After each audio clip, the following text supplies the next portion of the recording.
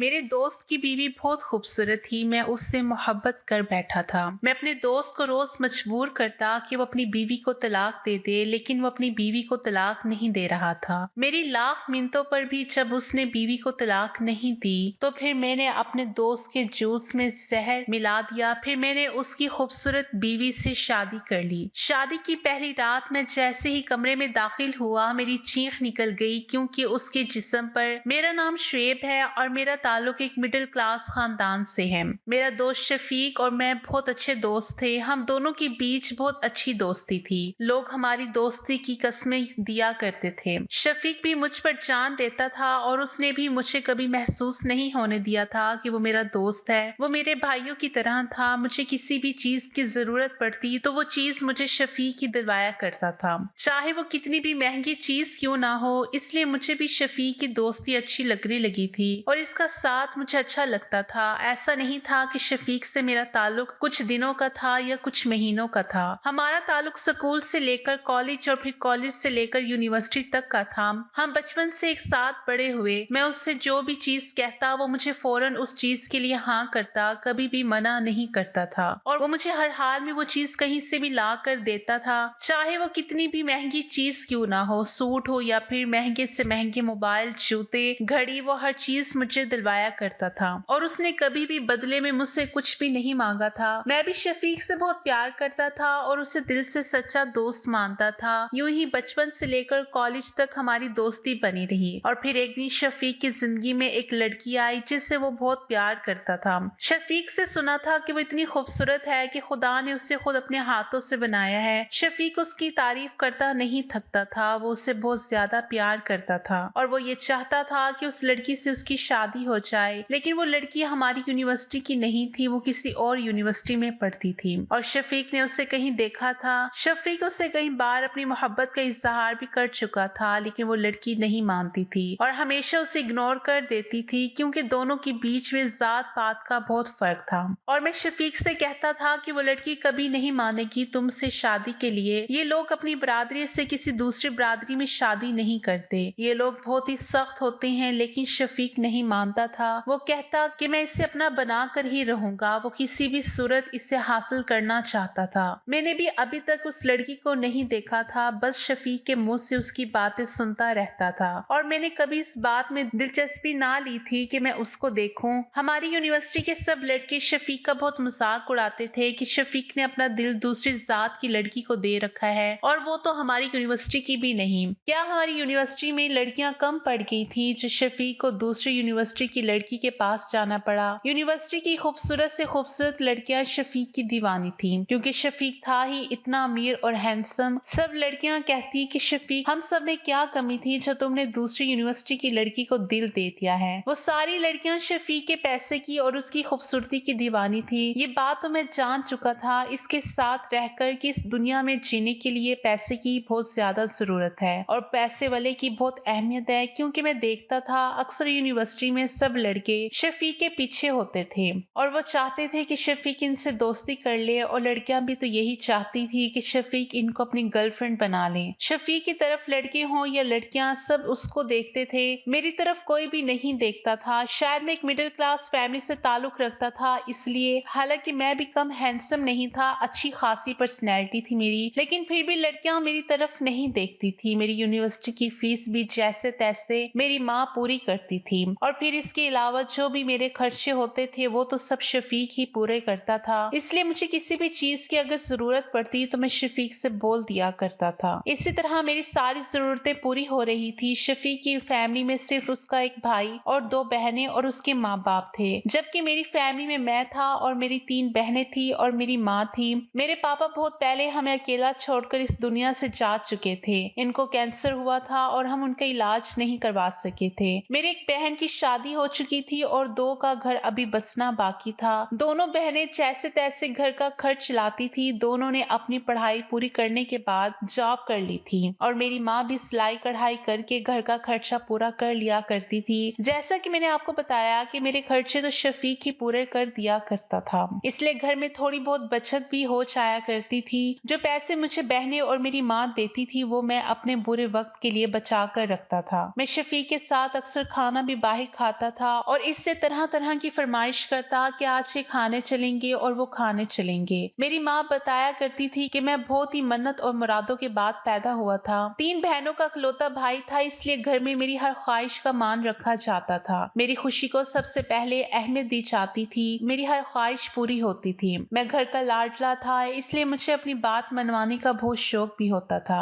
शफीक बहुत परेशान रहने लगा था और मुझे दिन रात यही कहता कि इस लड़की के बिना अब मेरा गुजारा नहीं हो सकता। इसे बस ये था कि वो लड़की एक बार इससे बात कर ले तो वो इससे अपने दिल की बात कह सके, लेकिन वो लड़की इससे मौका ही नहीं देती थी कि शफीक इसे कुछ कह सके। इसकी पढ़ाई जैसे ही पूरी होती थी तो उसे गाड़ी लेने आती थी और वो गाड़ी में बैठकर चली जाया करती थी। मुझसे अब अपने दोस्त की हालत देखी नहीं जा रही थी। मैंने सोच लिया था कि आज इस लड़की से कैसे भी करके मैं खुद बात करूंगा। शफीक इससे मोहब्बत करता है। मैं शफीक को लेकर उसकी यूनिवर्सिटी गया था और हम उस लड़की के बाहर आने का इंतजार करने लगे। शफीक मुझे बहुत रोक रहा था कि यार रहने दो, आज नहीं करते बात। किसी लड़की का रास्ता रोककर उससे बात करना ये ठीक नहीं है, लेकिन मैंने उसकी एक ना सुनी और मैंने ये पक्का इरादा कर लिया कि आज इससे बात करके ही रहूंगा। कुछ देर बाद वो लड़की गेट से बाहर निकली। उसने बहुत ही अच्छे तरीके से कपड़े पहन रखे थे, गले में एक दुपट्टा भी लिया हुआ था जिससे उसने अपने आप को अच्छी तरह से ढांप रखा था। चेहरे पर मास्क लगाया हुआ था। वो जैसे ही गेट से बाहर निकली तो मैं उसके सामने आ गया। अभी शफीक मेरे पीछे ही था। मैंने उससे कहा एक्सक्यूज मी मैडम, तो वो लड़की मेरी तरफ देखने लगी तो मैंने उससे बिना कुछ सोचे कह दिया ये मेरा दोस्त शफीक है, ये रोज आपको देखने आपकी यूनिवर्सिटी आता है, आपकी यूनिवर्सिटी में इतनी दूर से आता है और आप इसे देखती भी नहीं, ये आपसे बहुत मोहब्बत करता है, क्या ये बात आप जानती है। उस लड़की से इतना कहना था कि उस लड़की ने जोर का थप्पड़ मेरे गाल पर दे मारा और ये कहते हुए आगे बढ़ गई कि तुम दोनों को शर्म नहीं आती एक लड़की का रास्ता रोककर उससे बातें करते हुए। क्या तुम लोगों के घर में माँ बहन नहीं है जो दूसरे की बहन बेटी का ऐसे पीछा करते हो, उसका तमाशा बनाते हो। मुझे बहुत गुस्सा आया उस पर। मैंने शफीक से कहा क्या तुम अब भी इस लड़की से मोहब्बत करोगे जिसने तुम्हारे दोस्त को थप्पड़ मारा है। तो शफीक खामोश हो गया। थोड़ी देर बाद उसने मुझे जवाब दिया कि मैंने तो तुमसे पहले ही कहा था ये काम मत करो, लेकिन तुमने मेरी एक नहीं सुनी, आप खुद ही नतीजा भुगतो इस काम का। शफीक ने यह भी कहा था कि इसमें इस लड़की का कोई कसूर नहीं था, अगर कोई भी इस लड़की की जगह होती तब भी वो यही करती। शफीक ने कहा कि मुझे तो बहुत खुशी हुई इसकी सोच देखकर, तो मैं उसे जवाब देने लगा कि वाह यार, दोस्त हो तो तुम जैसा जो अपनी महबूबा से अपने दोस्त को थप्पड़ लगवा कर कहता है कि इसने अच्छा काम किया है। मैं अपने गाल पर हाथ रखे हुए उससे कह रहा था जबकि वो हंस रहा था और मेरा मजाक उड़ा रहा था कि तुमने ही जल्दबाजी की थी। शफीक ने अब इस बात का अपने घर में भी जिक्र कर दिया था कि वो एक लड़की को पसंद करता है। इसकी फैमिली इस बात में इसके साथ थी और वो लोग इस लड़की के घर रिश्ता लेकर जाने के लिए तैयार भी हो गए। शफीक घर का सबसे बड़ा बेटा था और वो लोग चाहते थे कि शफीक की जल्द से जल्द शादी हो जाए, इसलिए उसने अपने घर वालों को तैयार भी कर लिया। अगले ही दिन वो इस लड़की के घर जाएंगे इसका रिश्ता लेकर। शफीक को इस बात पर यकीन था कि उन लोगों के पास इतना पैसा है कि इस लड़की के घर वाले के पास इनकार की कोई वजह ही नहीं रहेगी और वो लोग हाँ कर ही देंगे, लेकिन ऐसा नहीं हुआ था और मुझे ये बात बहुत अजीब लगी थी। शफीक की फैमिली जब उस लड़की के घर गई तो उस वक्त वो लड़की घर पर नहीं थी। उसके घर में सिर्फ उसके ताया और ताई और उसका एक कजन था। बातचीत के बाद शफीक के पापा ने उनसे कहा कि हमें अपने बेटे के लिए आपकी बेटी का रिश्ता चाहिए। थोड़ी देर के लिए तो वो लोग सोच में पड़कर खामोश हो गए। शफीक के पापा ने उनको यकीन दिलाया कि हमारे घर आपकी बेटी बहुत खुश रहेगी और अपनी बहुत तारीफ की। हमारे पास किसी चीज की कमी नहीं है, हमारा बिजनेस बहुत फैला हुआ है, इस वजह से आपकी बेटी को हमारे घर में पैसे की कभी तंगी नहीं होगी और हमारा बेटा भी इससे बहुत प्यार करता है। इन लोगों ने बताया था कि लड़की के माँ बाप तो मर चुके हैं और इसको हमने ही अपनी बेटी की तरह पाला है। इन लोगों ने बताया कि हम मरियम के ताया और ताई हैं, हमें वक्त लगेगा फैसला लेने में और उन्होंने बताया कि हम अपनी बरादरी से कहीं बाहर शादी नहीं करते, इसलिए अभी हम आपको कोई जवाब नहीं दे सकते। तो शफीक के पापा ने जाने की इजाजत लेते हुए उनको कहा कि हम आपके जवाब का इंतजार करेंगे, आप हमें फोन पर बता देना। शफीक को बहुत इंतजार था उनके जवाब का। एक हफ्ता इसी बीच में गुजर चुका था लेकिन इन लोगों का कोई भी फोन नहीं आया था। फिर शफीक ने अपने पापा से जिद की कि वो खुद बात करें इनसे और इनका नंबर शफीक ने खुद मिलाकर अपने पापा के हाथ में थमा दिया। बार बार घंटी जा रही थी लेकिन उधर से कोई जवाब नहीं आ रहा था। अब हम लोग परेशान हो गए कि आखिर वो लोग जवाब देने में इतनी देर क्यों कर रहे हैं। अगले दिन शफीक ने अपने पापा को फिर से नंबर मिलाकर दिया दिया था तो उन लोगों ने कॉल उठा ली थी और कहा कि हम आपसे माफी चाहते हैं, लेकिन ये रिश्ता हम नहीं कर सकते। शफीक के पापा ने उनसे इनकार की वजह पूछी तो आगे से वो लोग खामोश रहे और फोन ही बंद कर दिया। मुझे भी अब और गुस्सा आ रहा था इस लड़की की फैमिली पर कि आखिर इतने अमीर घर में रिश्ता ना करने की क्या वजह रही होगी। शफीक बिल्कुल खामोश हो गया था इनके इनकार को सुनकर और उसका किसी भी काम में दिल नहीं लगता था। वह बस अपने घर में ही रहने लगा था, अपने कमरे तक ही रहता था। मैं उससे रोज मिलने जाता था, उसके घर में उसका दिल बहलाने की बहुत कोशिश करता था। इससे बहुत कहता कि बाहर चलो, कोई मूवी देखते हैं, कब तक इस बात का दुख मनाता रहेगा। लेकिन वो खामोश रहता। इस बात को 3 महीने गुजर चुके थे और एक दिन उन लोगों का अचानक से फोन आया था कि वो लोग इस रिश्ते के लिए मान गए हैं और वो जल्द से जल्द शादी करना चाहते हैं। शफीक के घर वाले बहुत हैरान थे इस बात पर कि आखिर इन लोगों ने पहले इनकार क्यों किया था और अब हाँ की है, आखिर इसकी क्या वजह होगी। लेकिन शफीक को इस बात से कोई मतलब नहीं था। वो तो इन लोगों की हाँ सुनकर बहुत खुश था क्योंकि उसकी मोहब्बत उसे मिलने जा रही थी। हर रुकावट खत्म हो गई थी। इसका बस नहीं चल रहा था कि इस खुशी में वो नाचने गाने लगे, क्योंकि इन 3 महीनों में शफीक बहुत उदास रहा था। ना इसने ठीक से खाया था ना पिया था, बस एक कमरे में बंद पड़ा रहता था। इस अचानक मिलने वाली खुशखबरी ने पूरे घर को खुश कर दिया था। शफीक के पापा ने इनसे मंगनी की तारीख फोन पर ही ले ली थी। अब मंगनी और शादी की तैयारी जोरों पर थी। सब बहुत खुश थे। आज उसकी मंगनी का दिन था। शफीक ने उसी वक्त सुनार की दुकान पर जाकर हीरे की अंगूठी बनवाई थी। मंगनी का दिन भी आ गया। सब बहुत खुश थे। मंगनी बहुत शानदार तरीके से हुई थी। शफीक के मंगेतर को मैंने पहली बार उसकी मंगनी पर ही देखा था। शफीक से जितनी उसकी तारीफ सुनी थी वो तो इससे भी कहीं ज्यादा खूबसूरत थी। मैं दिल ही दिल में ये सोचने लगा कि काश इस लड़की से मेरी शादी होती या ये मुझे मिल गई होती। मुझे अब शफीक की किस्मत पर जलन होने लगी थी। कैसे जिंदगी के हर ऐसी शर्त मिली थी और अब जो लड़की मिली वो भी इतनी खूबसूरत। आज से पहले मैंने कभी इतनी खूबसूरत लड़की नहीं देखी थी। अपने कॉलेज लाइफ से लेकर यूनिवर्सिटी तक जितनी खूबसूरत मरियम थी, शफीक सच कहता था कि खुदा ने उसे बड़ी फुर्सत से अपने हाथों से बनाया है। वो थी ही इतनी खूबसूरत कि उसकी तारीफ किए बिना कोई रह नहीं सकता था। मंगनी को 1 महीना हो गया था और मरियम के घर वाले कह रहे थे कि अगले महीने की शुरुआत में शादी हो जाए। शफीक के पापा और शफीक ने उनसे जहेज लेने के लिए मना कर दिया था क्योंकि वो लोग खुद ही इतने पैसे वाले थे, इनको जरूरत भी नहीं थी जहेज की। इसलिए उन्होंने सिर्फ जरूरत की चीज ही देने का बोला था, इससे ज्यादा और कुछ नहीं। शफीक ने मरियम का नंबर उसकी ताई से ले लिया था और वो मरियम को कॉल करता तो वो उसको कोई भी रिस्पॉन्स नहीं देती थी। शफीक ये समझता था कि शायद वो इससे मोहब्बत नहीं करती या जबरदस्ती इस रिश्ते में बंधी है। ये सब शफीक अपने दिल में सोचता रहता था, लेकिन वो इसे छोड़ने का भी नहीं सोच सकता था। वो सोचता था कि शादी के बाद आहिस्ता आहिस्ता मोहब्बत हो ही जाएगी। ऐसे ही वक्त गुजरता रहा और शादी का दिन भी आ गया। शफीक के पापा ने शादी की सारी जिम्मेदारियां मुझे देने को बोला था और मैं हर जिम्मेदारियां बहुत ही अच्छे तरीके से पूरा कर रहा था। सारी अरेंजमेंट्स मैं ही देख रहा था। शफीक के कमरे से लेकर उसके सारे घर की डेकोरेशन मैंने ही की। सब मेहमानों को डेकोरेशन बहुत ही पसंद आई थी। शफीक भी बहुत खुश था और उसकी मामा बार बार उसकी नजर उतार रही थी। सारे घर वाले तैयार हो चुके थे, बस कुछ मेहमानों के आने का इंतजार हो रहा था कि वो आ जाएं तो बारात लेकर मरियम के घर रवाना हो जाएं। कुछ ही देर में बारात रवाना हो गई थी। वो मरियम दुल्हन के जोड़े में सजी किसी परी से कम नहीं लग रही थी। शफीक तो उसे देखकर बहुत ज्यादा खुश हो रहा था, लेकिन इन दोनों को ऐसे देखकर पता नहीं क्यों मुझे खुशी नहीं हो रही थी। वैसे तो वो मेरा दोस्त था, मुझे बहुत प्यारा था, लेकिन पता नहीं क्यों उसकी शादी वाले दिन मेरे दिल में एक अजीब से एहसास ने जन्म ले लिया था।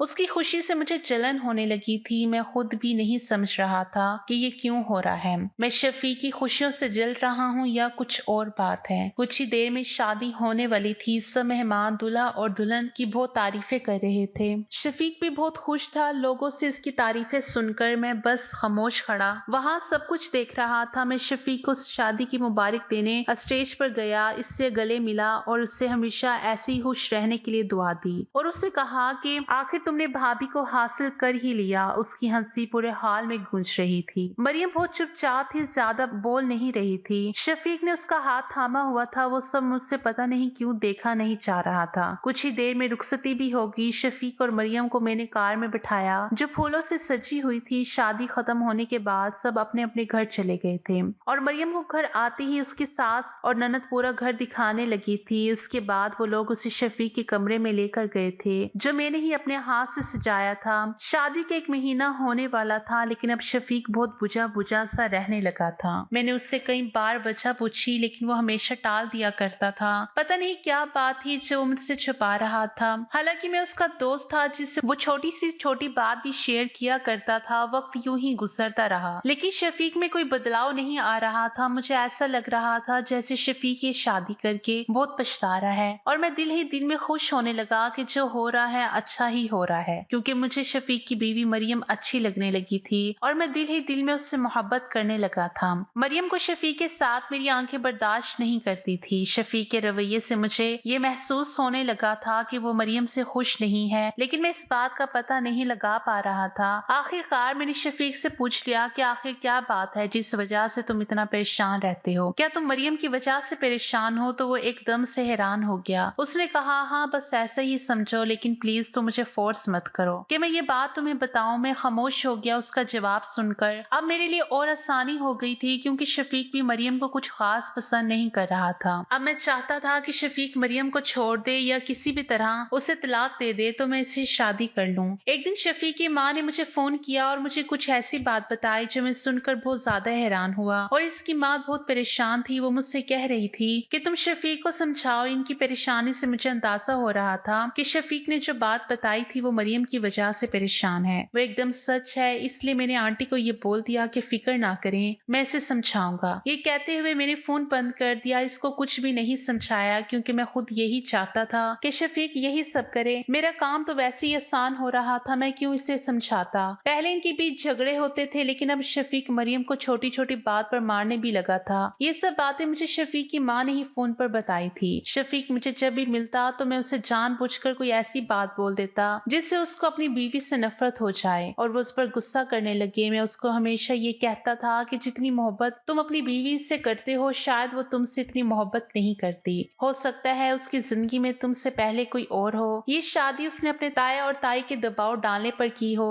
मैं उसे बहुत उकसाता था कि अपनी बीवी को तलाक दे दे, उसे अपने घर से निकाल दे, लेकिन शफीक अभी तक ये सब कुछ नहीं कर रहा था। जैसा मैं चाहता था वो सिर्फ उसके साथ गलत रखे हुए था, उसे मारता भी था। जबकि मैं तो ये चाहता था कि शफीक इसे हमेशा हमेशा के लिए छोड़ दे, इसे तलाक दे दे। मैं नफरत की आग में अब बहुत आगे जा चुका था। मुझे अब शफीक से नफरत महसूस होती थी। इस नफरत में मेरी और शफीक की दोस्ती कहीं गायब हो गई थी। मेरा मकसद ये था कि मैं मरियम को किसी भी तरह हासिल कर लूं, शफीक की जिंदगी से इसे निकाल दूं। मैंने हर मुमकिन कोशिश की मरियम को शफीक की जिंदगी से निकालने की, लेकिन शफीक ने अभी तक इसे तलाक नहीं दी। जब वो उसे तलाक नहीं दे रहा था तो मैं अब शफीक को जान से मारने की कोशिश में लग गया। मेरा कोई भी मंसूबा काम नहीं कर रहा था। मैंने ये सोचा कि इसे किसी खाने की चीज में जहर मिला कर दूं और फिर मैंने शाम को उसे फोन किया कि आज का डिनर मेरी तरफ से है। खाना खाने के बाद हम बाहर कार में आकर बैठ गए और मैं इसके लिए जूस ले आया और फिर मैंने उसमें जहर मिला दिया और शफीक के सामने रख दिया। जैसे ही उसने पीना शुरू किया थोड़ी देर में वो बेहोश हो गया और नीचे गिर गया और इसके मुंह से झाग निकलने लगी। ये सब कुछ देखकर पहले तो मैं थोड़ा डर गया, पर ये सब कुछ देखकर मैं जल्दी से उसे अस्पताल ले गया और उसकी माँ को फोन किया। वो लोग अस्पताल पहुंच गए लेकिन सब लोगों की होश उड़ गए जब डॉक्टर ने बताया कि शफीक अब इस दुनिया में नहीं रहा। फिर क्या था, इसके माँ बाप वहीं पर रोने लगे। मैंने उसकी और उसकी बहन भाई को भी अस्पताल फोन करके बुला लिया। वो लोग भी वहीं पर आ गए। वो सब भी रोने लगे। मैं भी इनके सामने रोने की एक्टिंग करने लगा और फिर शफीक की डेथ को इसके घर ले आए। इसको दफना दिया गया। मुझे कोई भी अफसोस नहीं था कि मैंने क्या कर दिया है। मुझे बस मरियम को हासिल करने का भूत सवार हो गया था और इसलिए मैं किसी भी हद से गुजर सकता था।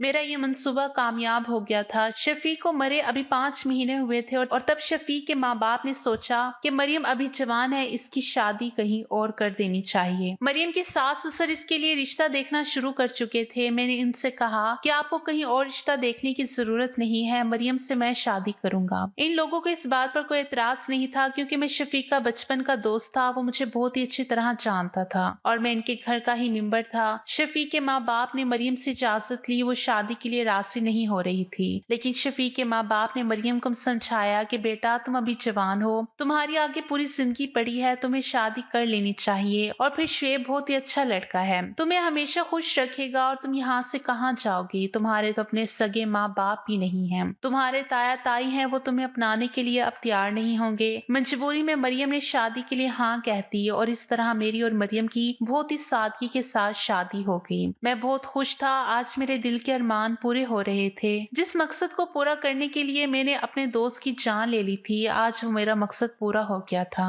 मरियम मेरी बन गई थी, आज मेरी सुहाग रात थी। मेरे दिल में जज्बात मचल रहे थे। मेरी बहनें और मेरी माँ भी बहुत खुश थी क्योंकि शफीक के माँ बाप ने मरियम की शादी बिल्कुल एक बेटी की तरह की थी। ढेर सारा जहेज भी दिया था, इतनी खूबसूरत बहू, ऊपर से ढेर सारा जहेज। मेरे घर वाले बहुत खुश थे। शादी की रात आई, मेरी बहनों ने मरियम को सजाकर दुल्हन बनाकर मेरे कमरे में बिठा दिया। मैं अपने दिल के मचलते जज्बातों को लेकर कमरे में दाखिल हुआ, लेकिन अंदर का मंजर देखकर मेरी चीख निकल गई क्योंकि मरियम तो सामने बेड पर दुल्हन की बजाय कफन ओढ़कर लेटी हुई थी। मैं उसके पास गया, मेरा दिल धड़क रहा था। ये सब क्या है? पता नहीं मरियम ने कफन क्यों ओढ़ी थी। मेरे दिल में अफसोस होने लगा। मुझे लगा शायद शफीक की मौत से मरियम को बहुत बड़ा सदमा लगा है। वो शफीक की मौत की याद में अपने ऊपर कफन डाल लेती है। शायद ये इसका शफीक को याद करने का अपना एक अलग ही तरीका है। मैंने मरियम को आवाज लगाई, मरियम ये सब क्या है? जितना दुख तुम्हें शफीक की मौत का है उतना ही मुझे भी है, क्योंकि शफीक मेरा दोस्त था, लेकिन अब वो इस दुनिया से जा चुका है और हम एक नए रिश्ते में आ चुके हैं। तुम्हें अभी उसको भूलना ही होगा, अपनी यादों से उसको निकालना होगा। हम अपनी एक नई जिंदगी की शुरुआत करेंगे। लेकिन मरियम ने कहा, मैं ये सब कुछ शफीक की याद में नहीं कर रही, बल्कि मैं अब हमेशा ऐसा ही करूंगी। और मैं तो जब शफीक की बीवी थी तब भी रात को कफन ओढ़ कर ही लेटा करती थी। मुझे कफन ओढ़े बिना नींद नहीं आती। अब तुम्हें भी मुझे ऐसे ही झेलना होगा। और मैंने शफीक को कभी हक नहीं दिया था कि वो मेरे पास आए और मेरे जिस्म को हाथ लगाए, और मैं तुम्हें भी यह हक नहीं दूंगी कि तुम मेरे जिस्म को हाथ लगाओ। मैं तो ना ही शफीक से शादी के लिए तैयार थी और ना ही तुमसे, लेकिन शफीक के साथ मेरे ताया ने जबरदस्ती शादी करवाई थी, और अब तुम्हारे साथ मेरे सास ससुर ने जबरदस्ती शादी करवा दी। मैं दोनों ही शादियों के खिलाफ थी। मरियम की बातें सुनकर मेरे सर पर आसमान गिर पड़ा। मुझे नहीं पता था कि शफीक और मरियम के बीच लड़ाई झगड़े की क्या वजह थी। शायद दोनों के बीच लड़ाई झगड़े की यही वजह थी कि मरियम हर रात को कफन ओढ़कर सोया करती थी और शफीक मरियम से परेशान रहता था। उसने इतनी खूबसूरत बीवी को, अपनी मोहब्बत को पा तो लिया था, लेकिन उसे हासिल नहीं कर सका था। मेरा दिल अब खून के आंसू रो रहा था कि ये सब मैंने क्या कर दिया था। अपने जान से प्यारे दोस्त की जान ले ली थी। मैंने मरियम से कहा, मरियम ये सब गलत है। अब तुम मेरी बीवी हो और मेरा तुम पर पूरा हक है। तुम इस तरह कफन ओढ़कर नहीं सो सकती। तुम्हें मेरी बीवी होने के सारे हक मुझे देने होंगे। लेकिन उसने कहा, अगर तुमने मेरे जिस्म से कफन हटाया मैं इस वक्त खुद को खत्म कर लूंगी। इसकी बात सुनकर मैं डर गया और खामोशी से एक साइड पर होकर लेट गया। मेरी शादी को 15 दिन गुजर चुके थे। मरियम रोज रात को कफन ओढ़कर सोती। पूरी रात मेरा दिल दहशत में रहता। मुझे लगने लगा था कि मरियम कोई दिमागी मरीज है। मैं मरियम की इस तरह की हरकत और ज्यादा बर्दाश्त नहीं कर सकता था, और एक रात मुझसे बर्दाश्त नहीं हुआ। मरियम कफन ओढ़कर सो रही थी। मैंने आंख खोलकर देखा भी ना था। गुस्से से उसके जिस्म से कफन उतार कर फेंक दिया। मरियम बेखबर सो रही थी। उसे कुछ होश नहीं था कि मैंने उसके ऊपर का कफन उतार दिया है। वो पिंक कलर की नाइटी में थी। उसका खूबसूरत सा जिस्म अब मेरे सामने था। मुझे खुद पर काबू नहीं हो रहा था। मैंने उसे बाहों में भर लिया। मेरे हाथ लगाते ही वो उठ गई थी और मुझसे खुद को छुड़ाने की कोशिश करने लगी, लेकिन मेरी पकड़ भी मजबूत थी। वो मेरी मजबूत बाहों से निकल नहीं सकी। लेकिन ये क्या, जैसे ही मेरे हाथ मरियम की पीठ तक पहुंचे थे, उसकी पीठ पर कुछ मुझे अजीब सा महसूस हुआ था, जैसे कि उसके पीठ पर कुछ था जो मुझे अपनी उंगलियों के नीचे महसूस हो रहा था। मैंने मरियम की नाइटी हटाकर देखा। उसकी पूरी पीठ पर ज़ुहैब नाम लिखा हुआ था। ऐसा लग रहा था जैसे किसी ने नुकीली चीज से उसकी पीठ पर ये निशान लगाए हों और अपना नाम लिखा हो। मैं बहुत हैरान सा उसकी पीठ को देख रहा था। अब सारा राज खुलकर सामने आ चुका था। मरियम सर झुकाए आंसू बहा रही थी। मैंने कहा, मरियम ये सब क्या है? आखिर तुम्हारी पीठ पर यह ज़ुहैब नाम क्यों लिखा है? उसने कहा, मैंने अपने जिस्म पर किसी और को हाथ नहीं लगाने दिया था, और इसलिए मैं कफन ओढ़कर सो जाया करती थी ताकि शफीक या तुम मुझे कभी हाथ ना लगा सको। शफीक को भी मैंने कभी अपने जिस्म को हाथ नहीं लगाने दिया था। ये मेरे जीवन की सच्चाई है। मैं ज़ुहैब नाम के लड़के से प्यार करती थी। वो मुझे अपनी जागीर समझने लगा था। वो मेरे साथ मनमानी करता था। मैं किसी भी तरफ आंख उठाकर भी देख लेती तो मेरे ऊपर बहुत जुल्म करता था। वो कहता था कि ये आंखें सिर्फ मेरी तरफ उठनी चाहिए, किसी और की तरफ उठी तो ये आंखें निकाल लूंगा। मैं उससे पीछा छुड़ाना चाहती थी, लेकिन वो किसी तरह मेरा पीछा नहीं छोड़ रहा था। एक बार मैंने शॉर्ट कपड़े पहने हुए थे। मेरे पीछे का गला कुछ ज्यादा ही बड़ा था। मैं उसके साथ एक कैफे में बैठी हुई थी। कुछ लड़के मुड़ मुड़कर मेरी पीठ की तरफ देख रहे थे।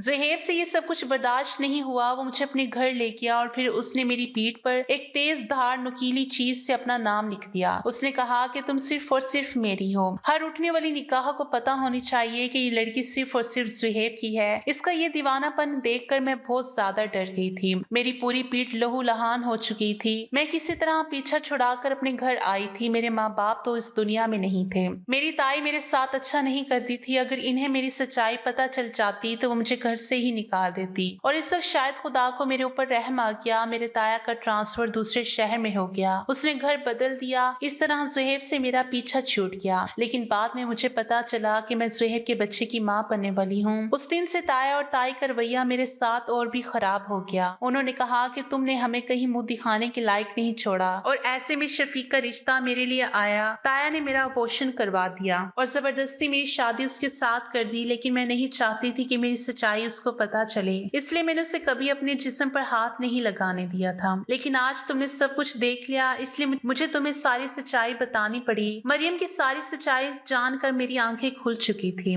मुझे अपने दोस्त के मरने का बहुत दुख था। मैंने उसकी जान ले ली। मैं इसका गुनहगार था। मैंने मरियम के सामने अपने गुनाह को कबूल कर लिया कि शफीक की जान जाना कोई हादसा नहीं थी, बल्कि इसके पीछे मेरा हाथ था। वो भी आंखें फाड़े मेरी तरफ देख रही थी। हम दोनों ही गुनाहगार थे। मैंने मरियम से कहा कि मैं तुम्हारी हकीकत जानते हुए भी तुम्हें अपनाने को तैयार हूँ। लेकिन मरियम ने कहा, जो अपने जान से ज्यादा प्यारे दोस्त का ना हो सका, मैं उसके साथ अब और एक पल भी नहीं रह सकती। जो इंसान अपने बचपन के दोस्त का ना हो सका, उस दोस्त का जिसने तुम्हें भाई से बढ़कर जाना, तुम भला मेरे साथ क्या वफा करोगे। उसने उसी वक्त मेरा घर छोड़ दिया और हमेशा हमेशा के लिए मेरी जिंदगी से चली गई। आज मैं तन्हा अकेला अपने गुनाहों की आग में जल रहा हूँ। मेरे हाथों बहुत बड़ा गुनाह हुआ था। मरियम ने अदालत के जरिए मुझसे तलाक ले ली थी। दिन पर दिन मेरी हालत खराब होती जा रही थी। किसी काम में मेरा मन नहीं लग रहा था। एक दिन मैं ख्यालों में मगन सड़क पर चला जा रहा था कि पीछे से कार ने मेरा एक्सीडेंट कर दिया। मैं सड़क पर गिरा था। खुदा का शुक्र था कि मुझे ज्यादा चोटें नहीं आई थी। गाड़ी वाले ने मुझे गाड़ी में बिठाया और अपने घर ले गया। उसने कहा, जब खुद को थोड़ा ठीक महसूस करो फिर मैं तुम्हें तुम्हारे घर छोड़ दूंगा। मैं उसके घर पर बैठा हूँ। उसके घर को देख रहा था। बहुत ही खूबसूरत घर था। तभी एक लड़की कमरे से बाहर आती दिखाई दी। जमीन आसमान मेरी आंखों के सामने से घूम गए थे। कमरे से निकलने वाली लड़की कोई और नहीं बल्कि मरियम थी। वो लड़का आज मुझे कार में लेकर आया था। वो जल्दी से मरियम की तरफ बढ़ा था और उसका हाथ पकड़कर बोला, मरियम देखो, इस लड़के का एक्सीडेंट मेरी वजह से हो गया है। तुम इसके लिए जूस ले आओ। मरियम भी मुझे ही देख रही थी, लेकिन उसने मुझे देखकर नफरत से मुंह फेर लिया और किचन में चली गई। मुझे कुछ समझ नहीं आ रहा था। कुछ देर बाद उस लड़के की कॉल आ गई जो मुझे गाड़ी में लेकर आया था और वो बात करते करते बाहर चला गया। मुझसे रुका नहीं गया। मैं मरियम के पीछे किचन में गया। मैंने मरियम से कहा, ये सब क्या है। मरियम ने मुझे बताया कि ये ज़ुहैब है। ये मुझे तलाश करता हुआ मुझ तक पहुंच गया। उसने मुझसे अपने किए की माफी मांगी थी और अब खुदा का शुक्र है ज़ुहैब एकदम ठीक है और मुझे बहुत प्यार करता है, मेरा बहुत ध्यान रखता है। हम दोनों की शादी हो गई है और मैं अपनी जिंदगी में बहुत खुश हूँ। खुशी तो मरियम के चेहरे से ही टपक रही थी। सच में वो बहुत खुश थी। लेकिन सजा तो खुदा ने मुझे दी थी। ना मेरा दोस्त मेरे पास रहा और ना ही मुझे मरियम मिल सकी। मैं थके थके कदमों से मरियम के घर से वापस आ गया था। अब मैं खुदा से रो रो कर दुआ करता हूँ कि खुदा मेरे गुनाहों की सजा कम कर दे और मेरे दिल को सुकून दे दे। दोस्तों, वीडियो कैसी लगी कमेंट करके जरूर बताना। वीडियो को लाइक और चैनल को सब्सक्राइब जरूर कर देना। शुक्रिया। अल्लाह हाफिज।